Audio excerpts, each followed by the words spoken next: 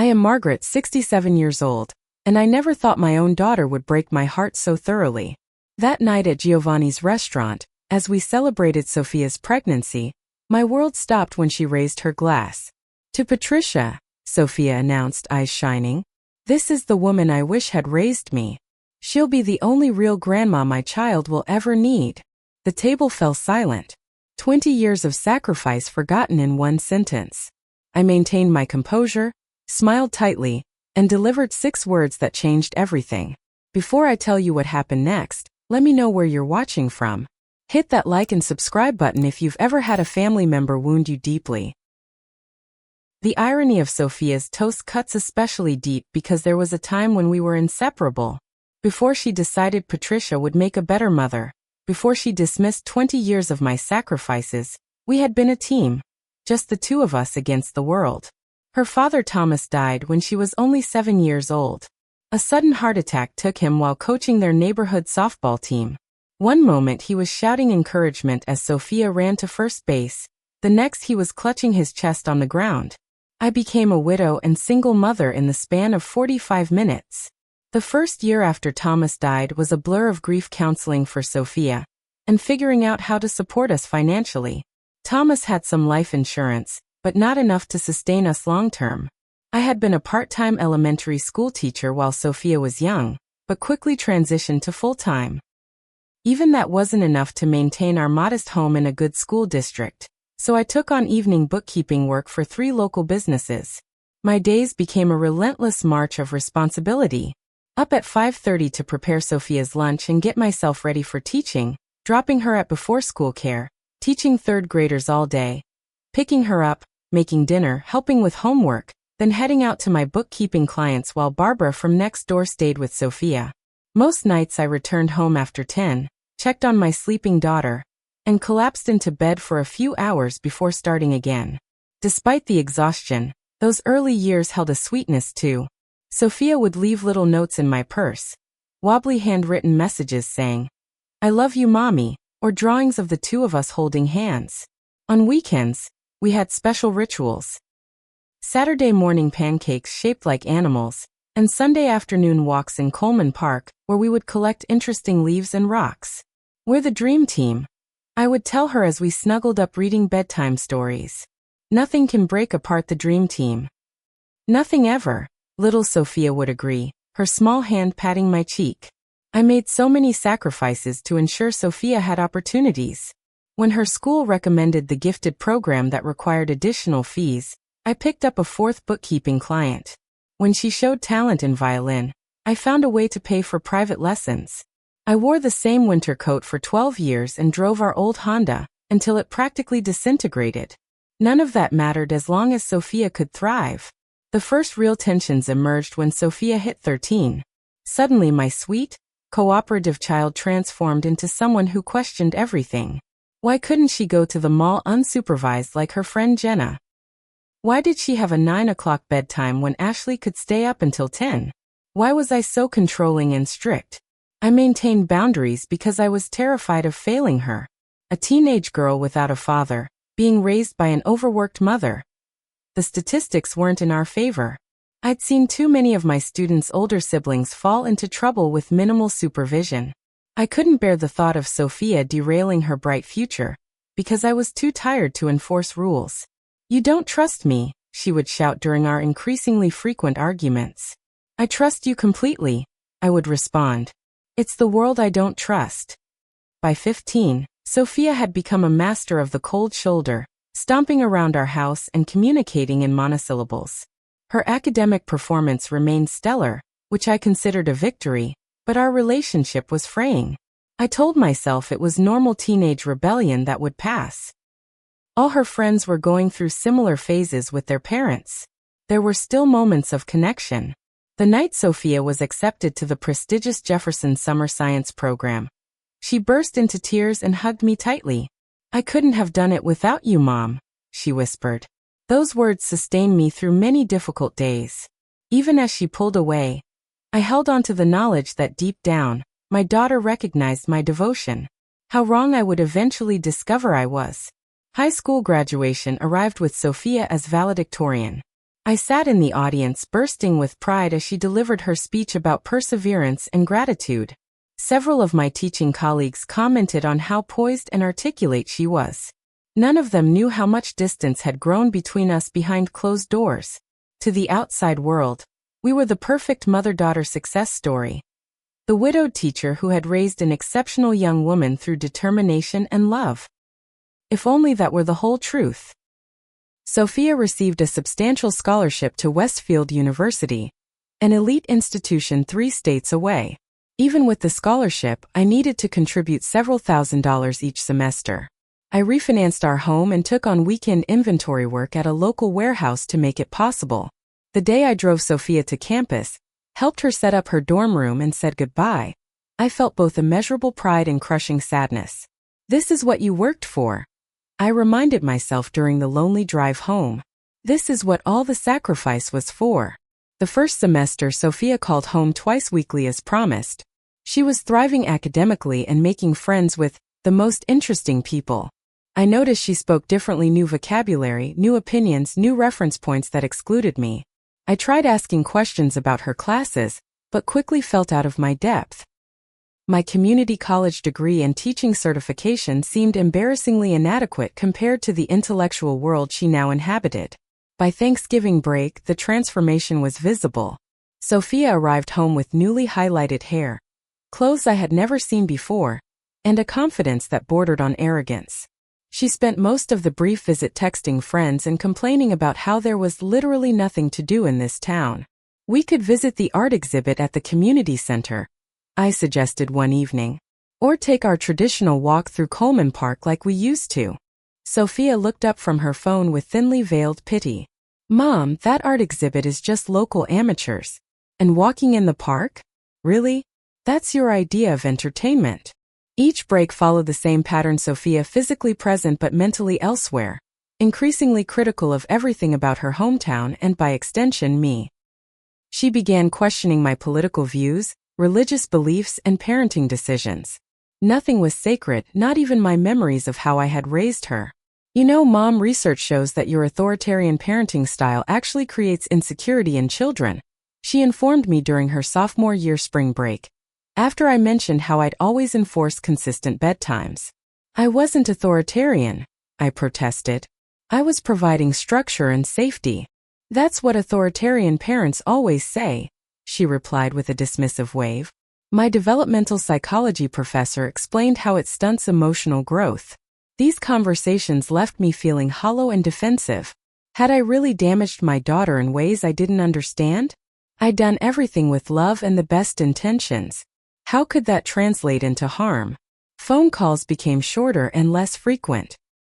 When we did talk, Sophia spoke enthusiastically about her professors, her internship opportunities, and her new friends' families. Brooke's mom is this amazing human rights attorney. She takes Brooke and her friends to the symphony, and then they discuss the cultural implications over wine afterward. Isn't that cool? The subtext was clear. Other mothers were cultured, sophisticated, and cool in ways I could never be. The breaking point came during Sophia's junior year when she informed me she would be spending winter break on a trip to Europe with her roommate's family. I had been looking forward to having her home for those 3 weeks. I'd even requested vacation time from school and turned down extra bookkeeping hours. But we always spend Christmas together, I said, unable to hide my disappointment. Mom, this is a chance to experience Paris and Rome with people who actually appreciate art and history. Caitlin's parents are taking us to galleries and historical sites. It's practically educational. The implication that I couldn't provide culturally enriching experiences stung sharply. So your roommate's parents are more worth spending Christmas with than your own mother? Sophia's eyes hardened. Don't make this a guilt trip. This is exactly why I need space from you. You're so emotionally manipulative. Emotional manipulation? Is that what you call wanting to see my only child during the holidays? The argument escalated until Sophia shouted, You just can't stand that I've outgrown this small-town life you've trapped yourself in. Not everyone wants to be a martyr like you, constantly reminding everyone of their sacrifices. She went to Europe. I spent Christmas alone. When senior year arrived, Sophia mentioned a new boyfriend named Andrew. He was a business major from a wealthy Connecticut family.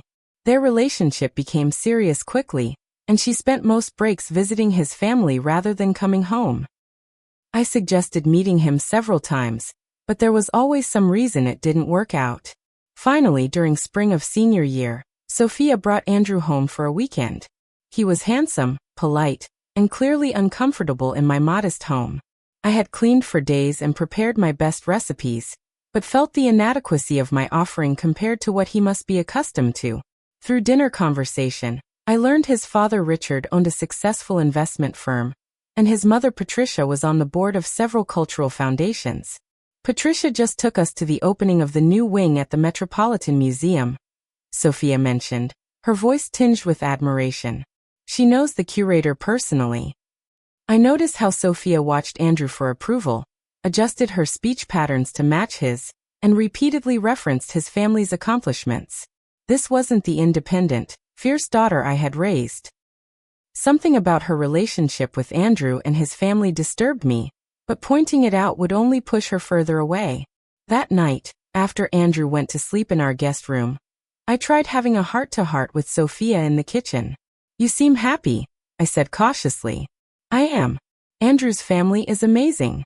They've shown me a whole different way of living." "Just make sure you're still being yourself," I ventured. "You don't need to change who you are for anyone." Sophia's expression hardened. "Maybe who I am is changing, Mom. Maybe I'm finally becoming the person I was meant to be, instead of who you tried to shape me into." I went to bed crying silently into my pillow, wondering where my little girl had gone, and why the woman in her place seemed to look at me with such disappointment. 6 months after graduation, Sophia called to announce her engagement to Andrew. They had been dating just over a year. I expressed concern about the rush, which was immediately interpreted as disapproval. "Patricia and Richard are thrilled," Sophia informed me coldly. "They're already helping us plan the perfect wedding." The wedding planning process became a masterclass in humiliation. Patricia Harrington, Andrew's mother, took control immediately. She was a slender, elegantly maintained woman in her early 60s who spoke with the confidence of someone never questioned. Our first meeting occurred at an upscale restaurant where she ordered for the table without consulting anyone. "Margaret, we're just delighted to welcome Sophia into our family," Patricia said, reaching out to squeeze my daughter's hand. "She fits in so perfectly, it's like she's always belonged with us." Sophia beamed at this pronouncement while I forced a smile, and tried not to think about all the years she had belonged with me. Patricia had strong opinions about everything wedding-related. The venue had to be the Westbrook Country Club where the Harringtons were members. The flowers needed to come from a specific florist who had done Chelsea Clinton's wedding. The photographer was someone who regularly shot for Vogue. Each time I attempted to contribute ideas or traditions, they were politely dismissed. Actually, we were thinking Sophia might walk down the aisle to Pachelbel's canon rather than the traditional wedding march, I suggested during one planning lunch. "Oh, we've already decided on a string quartet playing Vivaldi," Patricia replied. "Richard pulled some strings to get the first-chair violinist from the symphony. It will be divine." I turned to Sophia, waiting for her to acknowledge that we had talked about Pachelbel's canon since she was a little girl. She avoided my eyes. "Vivaldi will be lovely," she murmured. The wedding budget was obscene by my standards. When I privately expressed to Sophia that I could contribute $5,000 but no more, she seemed embarrassed by my offering. "Don't worry about it, Mom. The Harringtons are covering everything. They want to. But I'm your mother. I should contribute something meaningful." "You can just focus on your mother of the bride dress," she replied. Though Patricia suggested we look at that boutique on Lexington Avenue. She knows the owner. I ended up buying a dress I couldn't afford from a boutique where the saleswoman clearly found me out of place. Patricia had accompanied us to help, which really meant overriding any preference I expressed. The weekend before the wedding, Patricia hosted a girls' spa retreat for Sophia and the bridesmaids. I was technically invited but felt so uncomfortable among the wealthy young women and their stories about summers in the Hamptons that I mostly sat silently by the pool while they laughed and reminisced about experiences I had no part in. That evening, I overheard Sophia and Patricia talking in the hotel lounge.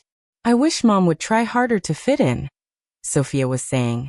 It's like she wants to remind everyone she's from a different world. Darling, not everyone adapts easily to new social situations, Patricia replied. Margaret is doing her best, I'm sure.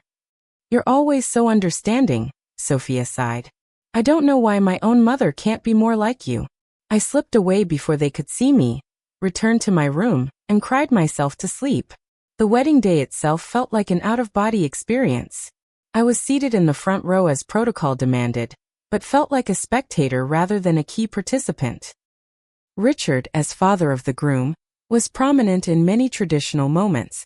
Patricia fluttered importantly around, making last-minute adjustments and accepting compliments for the extraordinary event. No one mentioned Thomas, Sophia's father, who couldn't be there to walk her down the aisle. No one acknowledged my role in raising the accomplished young woman now becoming Mrs. Harrington.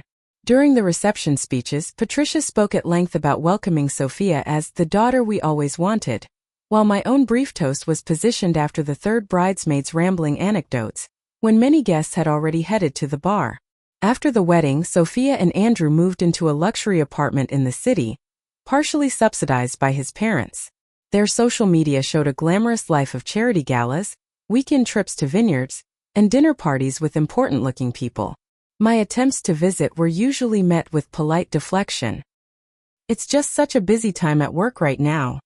We're actually heading to the Berkshires with the Montgomerys that weekend. Could we take a rain check? Patricia surprised us with theater tickets. Patricia appeared in countless photos, shopping with Sophia, accompanying the couple to art exhibitions, hosting them for holidays. When I did manage to secure an invitation to their apartment, the evidence of Patricia's influence was everywhere. Artwork she had helped select, furniture from designers she recommended, even cookbooks with her handwritten notes.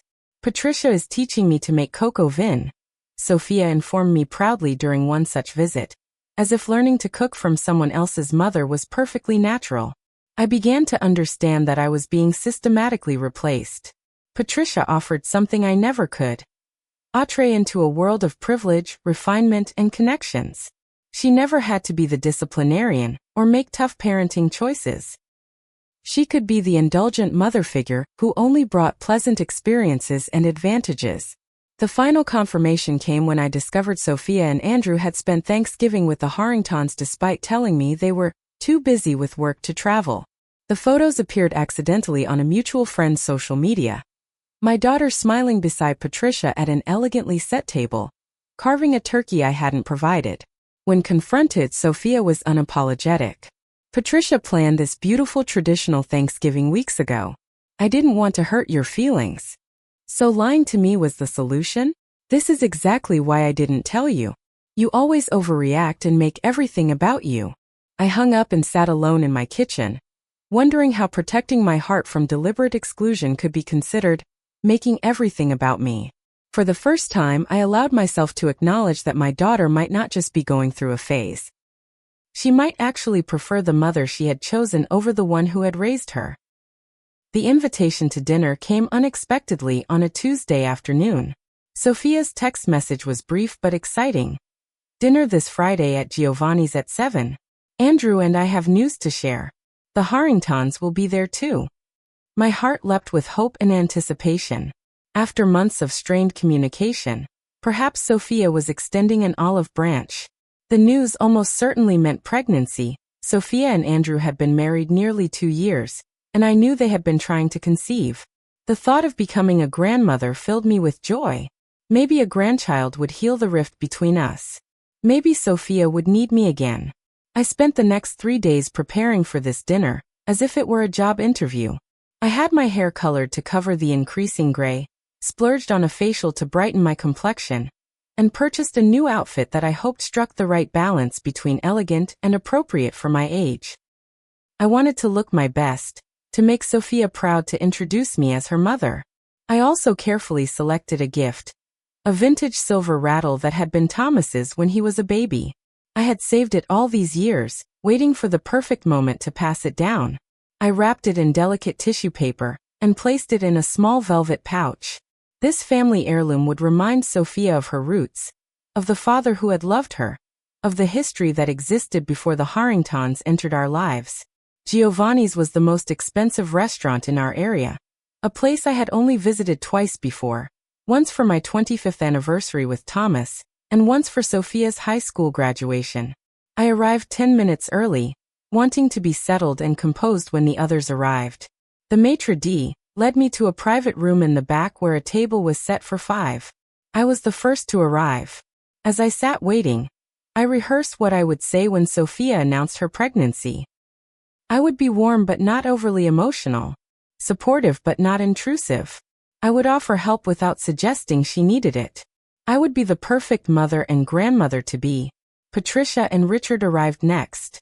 Patricia wore a tailored navy dress with pearl earrings that probably cost more than my monthly mortgage payment. Richard was distinguished in a subtle gray suit. They seemed momentarily surprised to see me already there. Margaret. Patricia air-kissed near both my cheeks. How lovely to see you. It's been too long. Nearly 6 months, I agreed, remembering clearly the last time I had seen them at a strained brunch where Patricia dominated the conversation with stories about her recent trip to Provence. Richard shook my hand firmly. Unlike his wife, he had always been cordial if somewhat distant with me. He at least seemed to recognize my right to exist in Sophia's life, even if I was clearly not in their social league. Sophia and Andrew arrived 15 minutes late. My daughter looked radiant, with a glow that confirmed my suspicions about the evening's announcement. She embraced her in-laws warmly, then gave me a quick, perfunctory hug. "Mom, you look nice," she said, sounding almost surprised. "Thank you, sweetheart. You look absolutely beautiful," I replied, resisting the urge to touch her stomach to see if I could feel any changes. We ordered drinks and appetizers. The conversation flowed around me rather than including me. Patricia discussed people and places unfamiliar to me, while Richard and Andrew talked business. Sophia chimed in effortlessly, switching between these worlds that excluded me. I smiled and nodded, waiting for the moment when the evening's true purpose would be revealed. Finally, after our main courses arrived, Andrew clinked his glass gently. "We have some exciting news to share," he announced, taking Sophia's hand. Sophia beamed. "We're pregnant. Almost 14 weeks along now." The table erupted in congratulations. I felt tears spring to my eyes as I reached across to squeeze Sophia's free hand. "Oh, sweetheart, I'm so happy for you both," I said, my voice thick with emotion. Patricia was already discussing plans. "We'll convert the guest suite at the lake house for when you visit with the baby. And of course, we'll need to research the best pediatricians in your area immediately." "Actually," Andrew said, "we've been talking about moving closer to you and Dad after the baby comes. That downtown apartment isn't ideal for a family." Patricia clapped her hands together. "That would be wonderful. The Westwood neighborhood has excellent schools. We could help you look at houses there." I felt a stab of pain. Moving closer to the Harringtons would mean moving further from me. But I kept my smile fixed in place. This wasn't the time to express my disappointment. Then Sophia reached for her water glass and stood up. My heart swelled with anticipation, expecting her to acknowledge me now, to perhaps talk about how her child would have 2 loving grandmothers. "I'd like to make a toast," she said, her eyes shining with emotion. She turned toward Patricia. To Patricia. The room seemed to still. "From the moment I met you, you've shown me what it means to be a strong, cultured, loving woman. You've guided me, supported me, and never judged me. This is what a mother should be." My chest tightened. Surely she would turn to me next, acknowledge my role as well. But Sophia continued, her gaze still fixed on her mother-in-law. "This is the woman I wish had raised me. She'll be the only real grandma my child will ever need. Patricia, I can only hope to be half the mother to my child that you've been to me." The silence that followed was deafening. Richard looked uncomfortable. Andrew studied his plate. Patricia had the grace to appear slightly embarrassed by the excessive praise, though she reached over to squeeze Sophia's hand. Everyone at the table was aware of what had just happened.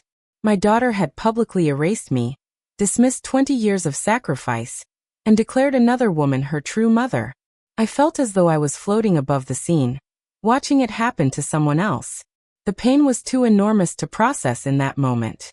Yet somehow, I maintained my composure. Years of hiding my exhaustion from Sophia, of pushing through grief after Thomas died, of swallowing disappointment when plans fell through. All that practice in putting on a brave face served me well. I calmly set down my napkin, picked up my purse, and looked directly at my daughter. "I see," I said, my voice steady despite the earthquake happening inside me. "Then she can fund your life from now on." I stood up, dignified and straight-backed. "Congratulations on your pregnancy. I wish you all well." Without waiting for a response, I walked out of the private dining room, through the main restaurant, and into the cool night air. I made it all the way to my car before the first sob escaped. Once inside, with the doors locked, I broke down completely. 27 years of motherhood, dismissed in a single toast. The future I had imagined as a grandmother, erased by my own child. Between gasping sobs, I whispered the same question over and over. What did I do wrong? What did I do so wrong? The silver rattle remained in my purse, its presence now a painful reminder of a family legacy my grandchild might never know. The drive home from Giovanni's remains a blur in my memory. I shouldn't have been behind the wheel in such an emotional state, but somehow I arrived safely at my empty house. I moved through the rooms like a ghost, touching photographs of Sophia throughout the years, holding her as a newborn, her kindergarten graduation, building sandcastles at the beach, her high school prom. Had I imagined the love in those captured moments? Had she always been pulling away, even when I thought we were closest? I called in sick to school the next day, something I rarely did. My principal, who knew me well enough to recognize the hollowness in my voice, didn't question it. I spent the day alternating between periods of numbing silence and waves of gut-wrenching sobs. By evening, I realized I needed to talk to someone or risk drowning in my grief. Barbara, my next-door neighbor who had helped with Sophia after Thomas died, came over immediately when I called. She sat with me at my kitchen table, pouring tea and listening as I recounted the dinner disaster. She said Patricia is the mother she wishes raised her. I repeated, still unable to believe it. After everything I sacrificed. After everything I did. I was apparently so terrible that she wishes someone else had been her mother. Barbara's face reflected my pain. Margaret, you were an exceptional mother. Anyone who watched you raise that girl knows it. This isn't about your mothering. This is about Sophia being seduced by wealth and status. But why wasn't my love enough? I whispered. Where did I go so wrong that she could say something so cruel? Barbara had no easy answers, but her presence was a comfort. She stayed late into the night, helping me process my swirling emotions and preventing me from making desperate calls to Sophia that I would later regret. The days that followed settled into a strange, muffled existence. I returned to work, taught my students, attended faculty meetings, and went through the motions of daily life while feeling completely hollow inside. Nights were the hardest. I would lie awake replaying moments from Sophia's childhood, searching for the fatal flaw in my parenting that had led to this outcome. I remembered enforcing homework time when she wanted to watch TV, insisting on thank you notes for gifts, grounding her when she broke curfew at 16. Had these normal parental boundaries somehow damaged her irreparably? Or was Barbara right? Had Sophia simply been dazzled by the Harringtons' wealth and status, making me an embarrassing reminder of her less sophisticated origins? A week passed with no contact from Sophia. I maintained my silence, unsure what I could possibly say to bridge the chasm her words had created. Then the text messages began. Mom, you're overreacting. I was just trying to thank Patricia for all she's done for me. You embarrass me by walking out like that. Andrew's parents think you're emotionally unstable now. I don't understand why you're making such a big deal out of a simple toast. Each message twisted the knife deeper. Not only had Sophia wounded me profoundly, but she couldn't even acknowledge what she had done. In her mind, I was the problem for being hurt by her public rejection. I drafted dozens of responses, but sent none of them. What could I say that wouldn't be either falsely conciliatory or accusatory? Nothing would change what had happened or how she viewed me. Through mutual acquaintances, I learned that Sophia was telling a very different version of events. According to her, I had stormed out of a lovely family dinner because I was jealous of her relationship with her mother-in-law. I had apparently always been emotionally manipulative and was now trying to make her pregnancy announcement about me. The injustice of this narrative was almost as painful as the original incident. Not only had my daughter rejected me publicly, but she was now rewriting our history to justify her cruelty. 10 days after the dinner, Andrew called me. His voice was hesitant, uncomfortable. "Margaret? I hope it's okay that I'm calling." "Hello, Andrew," I replied neutrally. "I just wanted to check in. Sophia is pretty upset about what happened at dinner." I couldn't help the bitter laugh that escaped. "Sophia is upset? Look, I know that toast came out wrong. She didn't mean it the way it sounded. How exactly does 'this is the woman I wish had raised me' have an alternate interpretation?" I asked. There was a long pause. "I think she just gets caught up sometimes in trying to impress my parents. My mom can be, well, she can be a lot. She has this effect on people." This was the closest thing to an acknowledgement of the situation I had received. Andrew at least seemed to recognize that something inappropriate had occurred. "I appreciate your call, Andrew, but this is between Sophia and me now. She's pregnant," he reminded me, as if I could have forgotten. "Stress isn't good for the baby." "I'm not causing her stress," I pointed out. "I've maintained complete silence. If she's stressed, it's from her own actions." After hanging up, I realized I needed more support than just Barbara's friendly ear. I found a therapist specializing in family estrangement and made an appointment. Dr. Elena Reynolds became my lifeline over the following weeks. She helped me understand that my feelings of grief, betrayal, and anger were all valid responses to Sophia's behavior. "You're experiencing a complex loss," she explained during one session. "In some ways, this is like a death. The death of the relationship you thought you had with your daughter, and the death of your expected future as a grandmother." "But unlike death, this was a choice," I said. "She chose to hurt me." "Yes, and that's why the betrayal cuts so deeply. But Margaret, we need to focus on what you can control now. You can't control Sophia's choices or behavior.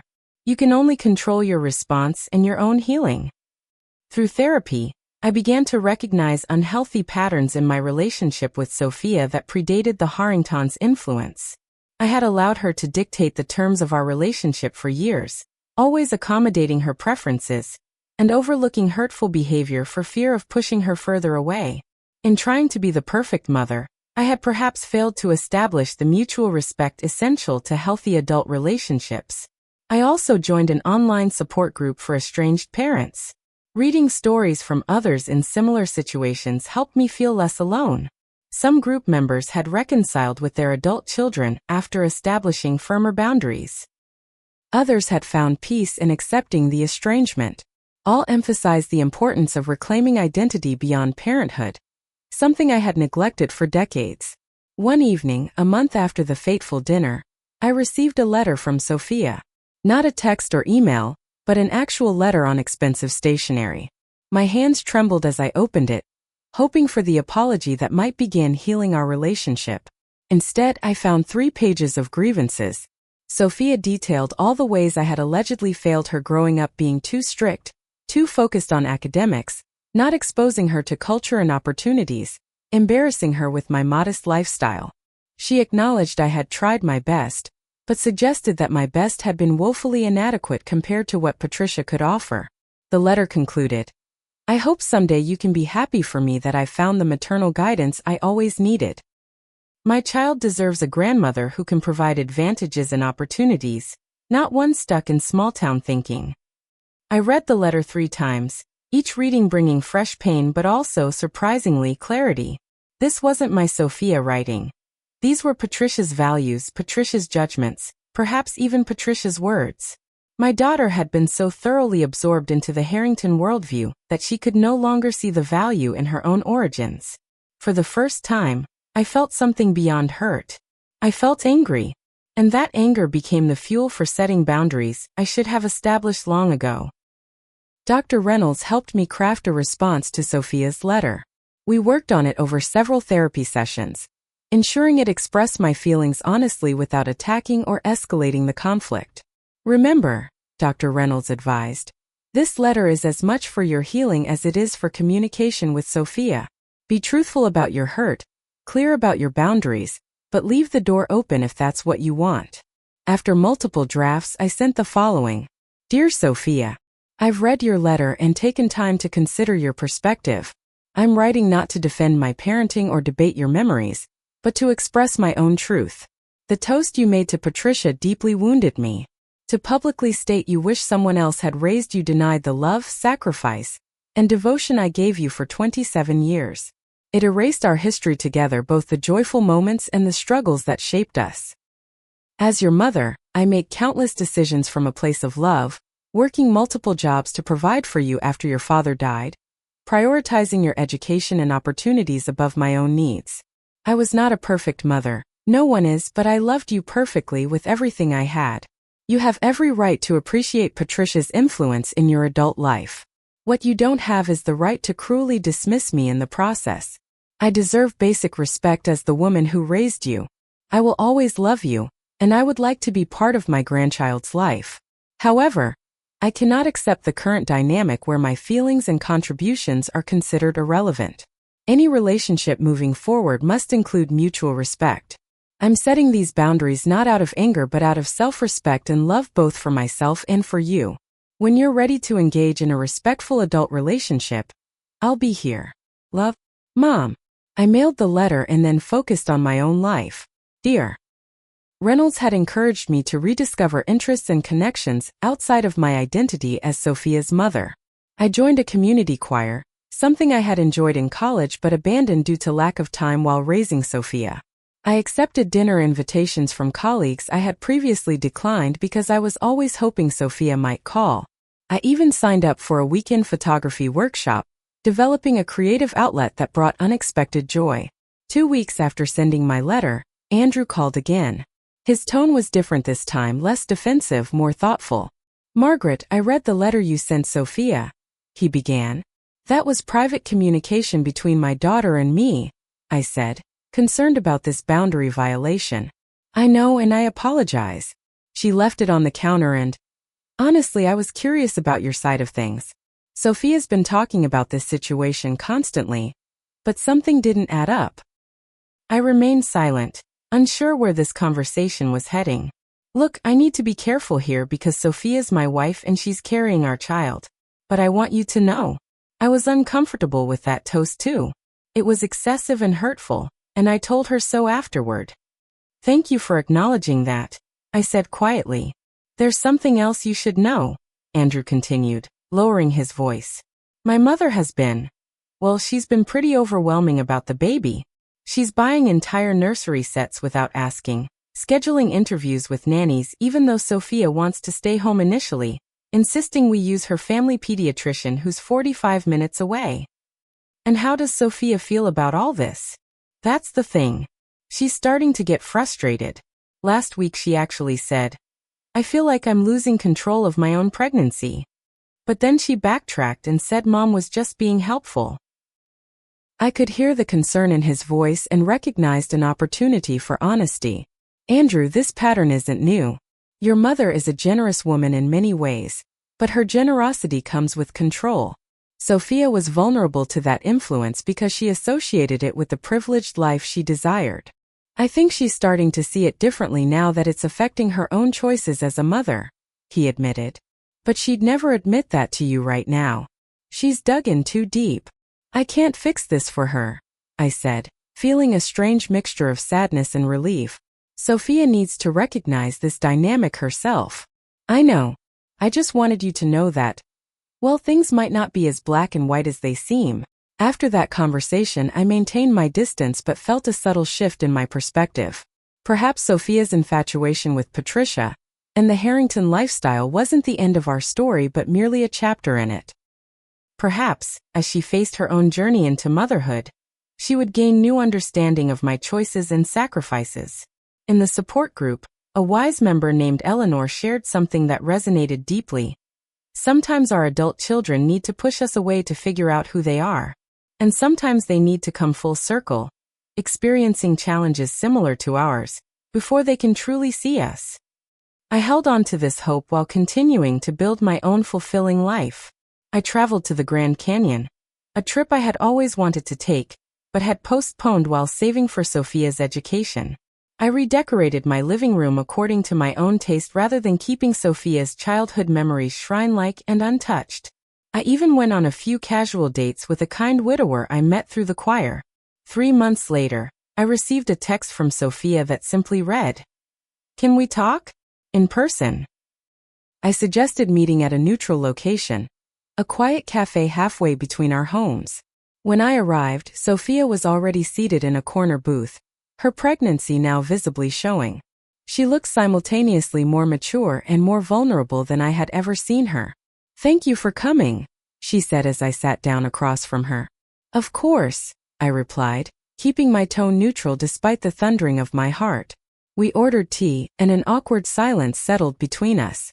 Finally, Sophia spoke. "I've been thinking a lot about your letter, and about what happened at the dinner." I waited, giving her space to continue without interruption. "I still think you're overreacting somewhat," she began defensively, then caught herself. "No, that's not really true. I know what I said was hurtful. I just didn't want to admit how cruel it was." "Why did you say it, Sophia?" I asked quietly. The question had haunted me for months. She looked down at her tea. "I wanted to belong with them. The Harringtons. Their world. It all seems so perfect compared to our struggle growing up. Patricia makes everything look effortless and elegant. I thought if I could become more like her, be the daughter she wanted, I could secure that life permanently. And you felt you had to reject me to embrace that life?" "I didn't see it that way at the time," she admitted. "I just saw it as upgrading. Moving forward. I told myself you'd understand because you always wanted better for me." The painful honesty of her words hung between us. My daughter had viewed me as a stepping stone to be discarded once she reached higher ground. "That toast wasn't really about Patricia," Sophia continued after a moment. "It was about proving to myself and everyone else that I belonged in their world. That I wasn't just the scholarship girl from a modest background anymore." I took a deep breath. "And now I'm having second thoughts about what that world actually offers." She shifted uncomfortably. "Patricia has been difficult about the baby.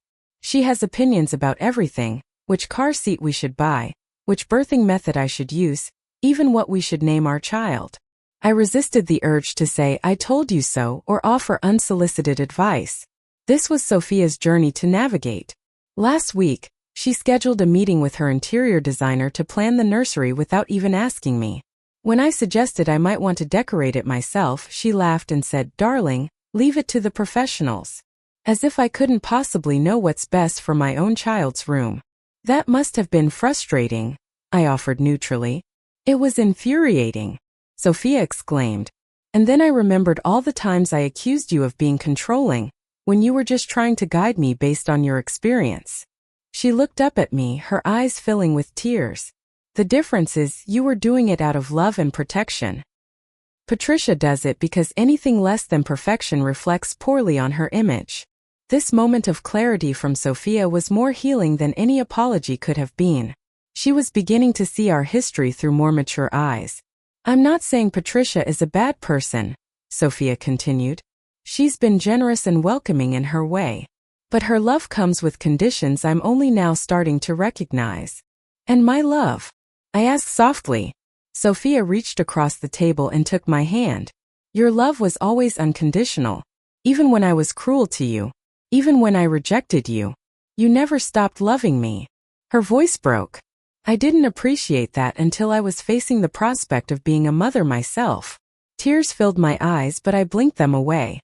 This conversation was too important for me to become overwhelmed by emotion.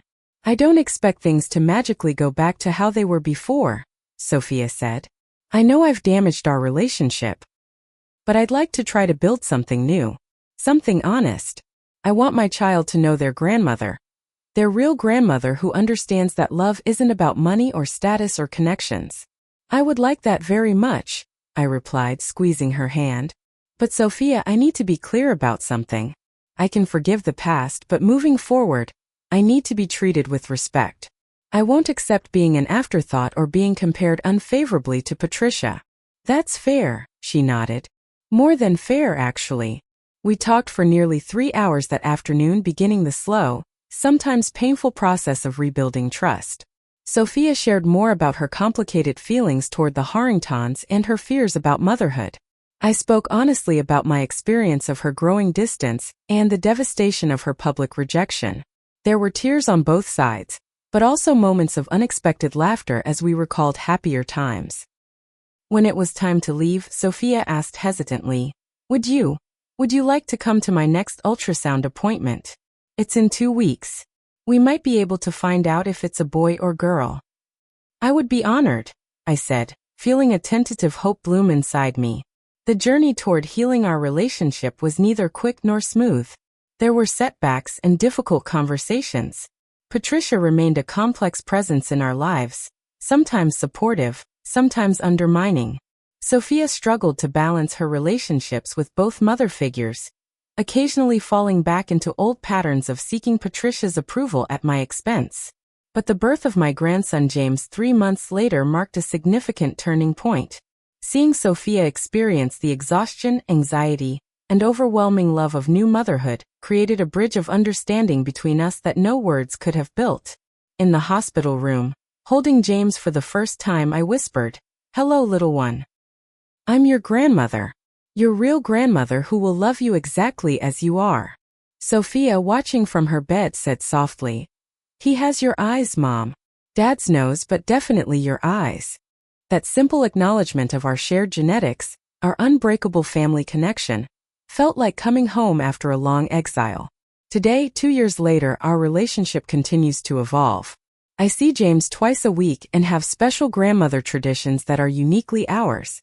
Patricia is still involved, still occasionally oversteps, but Sophia has developed stronger boundaries with both of us. The painful toast at Giovanni's will always be part of our history. The wound has scarred over but not disappeared entirely.